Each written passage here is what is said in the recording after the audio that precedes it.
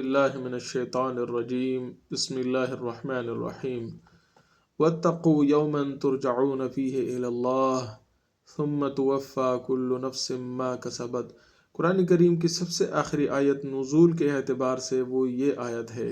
جس کا مطلب یہ ہے کہ تم سب لوگ اس دن سے ڈرو جس میں تم اللہ سبحانہ و تعالیٰ کے پاس لوٹائے جاؤ گے۔ تم نے اللہ کے پاس لوٹنا ہے اور اس دن ہر ایک نفس، ہر ایک انسان کو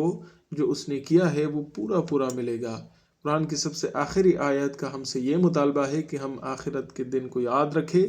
اور ہر وقت اس کو یاد رکھیں اور اللہ سبحانہ و تعالیٰ کا ڈر، اس تقوی ہم اپنے دلوں میں ڈالیں، اپنے اعمال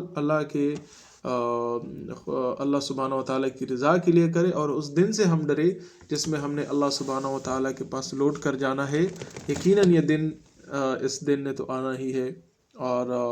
اسی طرح ہر ایک انسان کو اپنے اعمال پورا اپنے اعمال اس کو ملیں گے۔ لہٰذا ہمیں چاہیے کہ ہم اپنی زندگی میں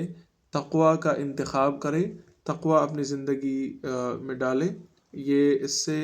بہتر ہے کہ ہماری زندگی اللہ سبحانہ و تعالیٰ کی یاد، اللہ کے تقوی کے بغیر، اللہ کے ڈر کے بغیر گزر جائے۔ جس نے اللہ سبحانہ و تعالیٰ کا تقوی اس دنیا میں اختیار کیا وہ کامیاب رہا، اللہ کی رضا اختیار کی وہ کامیاب رہا، اور جس کی زندگی اللہ سبحانہ و تعالیٰ کے ڈر، تقوی اور اللہ کی رضا سے خالی ہو، یقیناً وہ ناکام ہی رہے گا۔